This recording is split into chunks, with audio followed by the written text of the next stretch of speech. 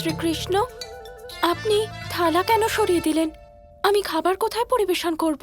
আমি নিজেই নিজের হাতে পাত্র থেকে খেয়ে নেব।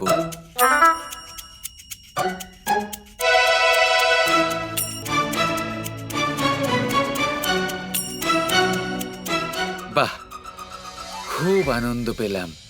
খুব সুস্বাদু বানিয়েছেন।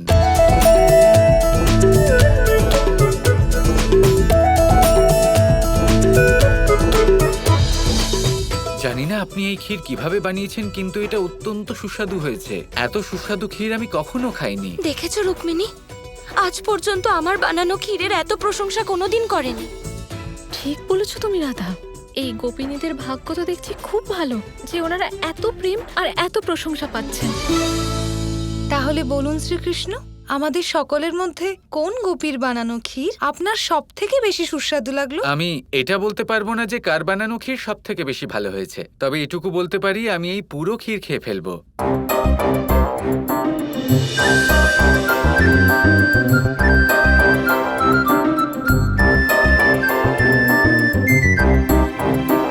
আমার তো বিশ্বাসই হচ্ছে না যে কৃষ্ণ এত ব্যস্ত হয়ে গেছে। কখনো ভাবিনি যে কৃষ্ণ এরকমও করতে পারে। শ্রীকৃষ্ণ তোমাকে ভুলে গিয়ে ওই গোপিনীদের নিয়ে মেতে আছেন। রাধা, রুক্মিণী, এই দেখো আমি কি এনেছি।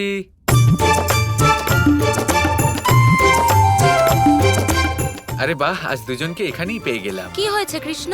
ক্ষীর কেন নিয়ে এসেছো এখানে? আরে একটু হেসে জিজ্ঞেস করো, খুব প্রসন্ন হওয়ার ব্যাপার। আমি জানি তুমি আমার উপর আরো রেগে গেছো হয়তো। হ্যাঁ, আমি তোমার উপর রেগে আছি, আর তুমি এটারই যোগ্য। আর সেই জন্য আমি তোমার জন্য কিছু এনেছি। এই সংসারের সব থেকে সুস্বাদু ক্ষীর, রাধা।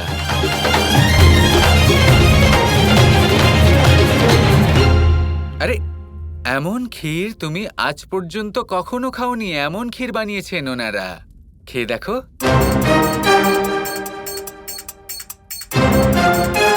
রুক্মিণী, তুমি চেখে দেখো। না, আমি খাবো না। আমার উপোস চলছে আর আমার অনেক কাজও আছে। ঠিক আছে, কোনো ব্যাপার নয়। রাধা, তোমারও নিশ্চয়ই উপোস আছে। না, আমার কোনো উপোস নেই। দেখি, দাও আমাকে, আমিও চেখে দেখি যে কতটা সুস্বাদু।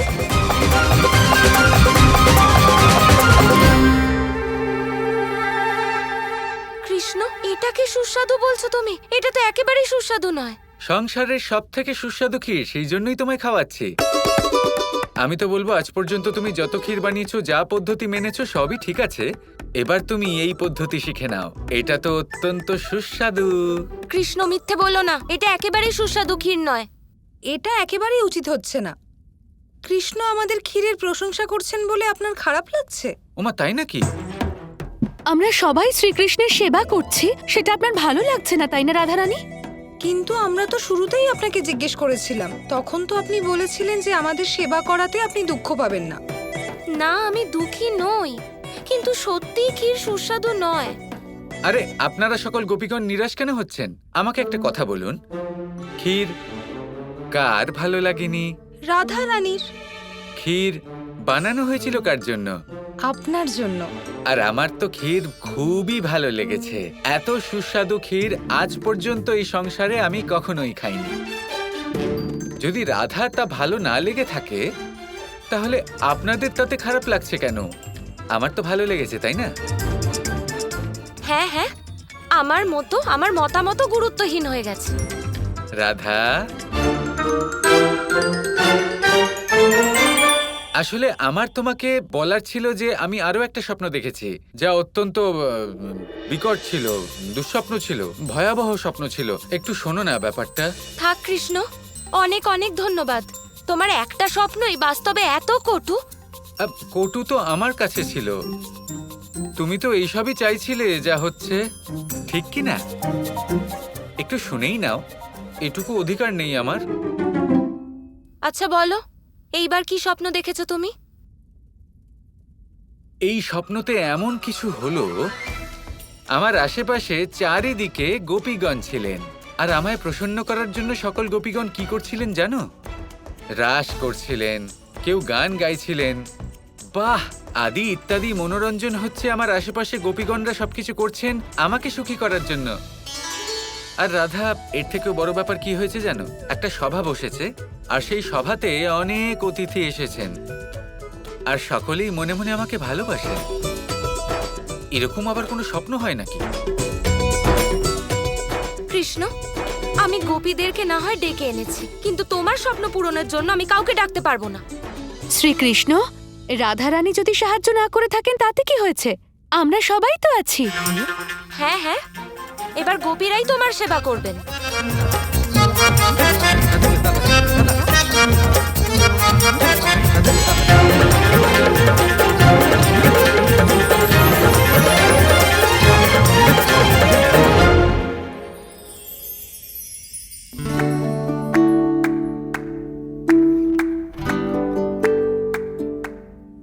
বাহ, এবার তো এই ক্ষীর সত্যিই সুস্বাদু হয়ে গেছে।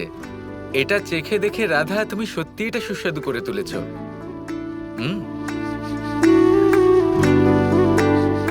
এবার তো আমি এটা দেখতে চাই যে কিভাবে তুমি আমার জন্য গোপীদের এই আয়োজন করতে দাও। তোমার কি মন সায় দেবে রাধা? অনিরুদ্ধ তো আমাদের জালে ফেসে গেছে। শাম্ব অনিরুদ্ধকে ঠিক দিকে নিয়ে যাচ্ছে। পরবর্তীকালে শাম্ব রাজা হবে, আর এর ফলে আমাদের অত্যন্ত লাভ হবে। কি ব্যাপার? আমি শুনলাম এখানে একটা মতানৈক্য চলছে। সব ঠিক আছে তো? যদুকুলের 6 গ্রাম পরে কিছু যদুবংশী শত্রুতা করছেন। শাম্ব আর অনিরুদ্ধ ওনাদের কাছে শান্তি প্রস্তাব নিয়ে গেছেন। কি?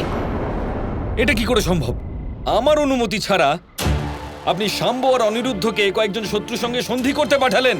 এই দুই যুবরাজই সক্ষম এবং যোগ্য। আপনি চিন্তা করবেন না, শাম্ব আর অনিরুদ্ধ কাল সকালেই ফিরে আসবেন। যদি কাল সকালের মধ্যে ওরা দুজন না ফেরে, তাহলে মনে রেখো, এখানে এই মাটিতেই পুঁতে দেব আমি তোমাকে।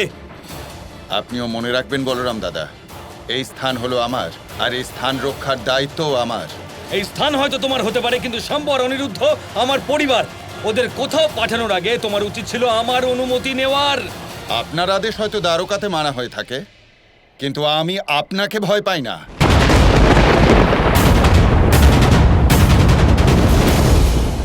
যতই যাই হয়ে যাক না কেন, আপনাকে আপনার ক্রোধ নিয়ন্ত্রণ করতেই হবে। যদি ক্রুদ্ধ হয়ে যান তাহলে জানেন কি হবে? সব নষ্ট হয়ে যাবে। কানাই আমাকে রাখতে বারণ করেছিল। তার মানে হচ্ছে যে কানাই জানতো যেখানে কি হতে চলেছে।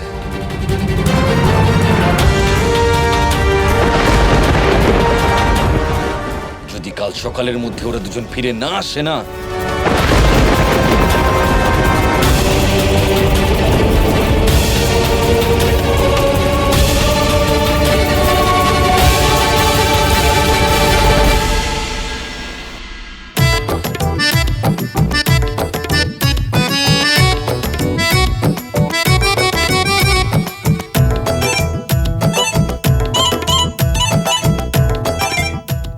গোপীরা তো দেখছি বেশি সেবা করছে।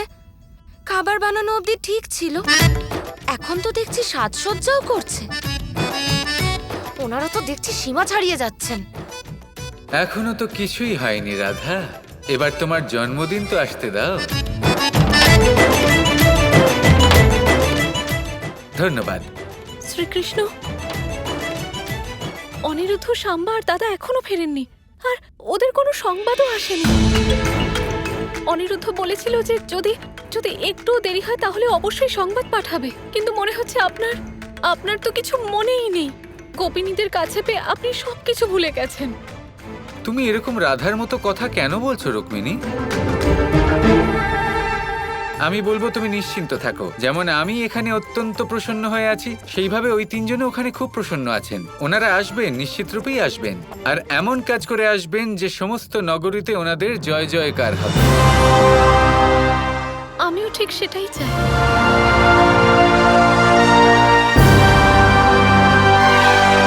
কৃষ্ণ তো সত্যি গোপীদের সাথে থেকে সব ভুলে গেছে।